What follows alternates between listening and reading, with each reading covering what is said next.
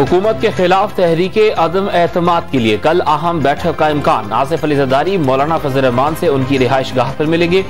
हुकूमती इत्तेहादियों से राबतों पर भी तबादला ख्याल होगा। साबिक सदर PDM सरवरा को अदम एतमाद में हिमायत का यकीन दिला चुके हैं।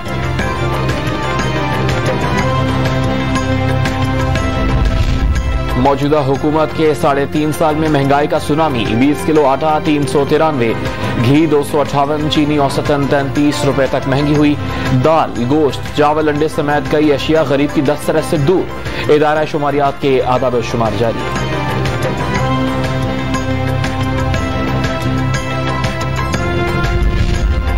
कराची के इलाके कुरंगी कॉजवे पर ट्रैफिक जैम में 100 से ज्यादा शहरी लुट गए। खवातीन के जेवरात नोच लिए गए।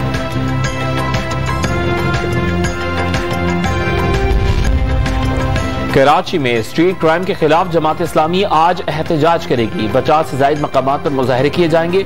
अमीर जमात इस्लामी कराची हाफिज नईमान रहमान ने लूट मार की वारदातों में इजाफे का जिम्मेदार सिंध हुकूमत को करार दे दिया। PTI के रुकन सिंध असम्बली राजा अजहर का IG सिंध को तब्दील करने का मुतालबा।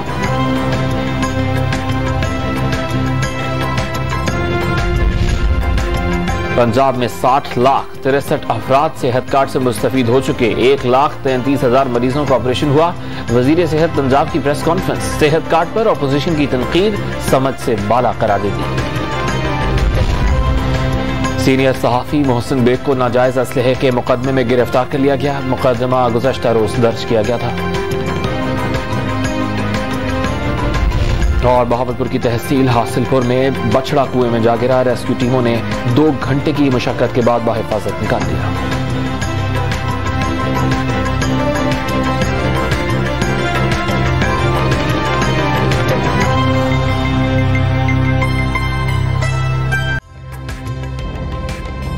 ताज़ा तरीन वीडियोस के लिए हमारा YouTube चैनल सब्सक्राइब करके बेल आइकन प्रेस करिए ताकि आपको मिले हर अपडेट सबसे पहले।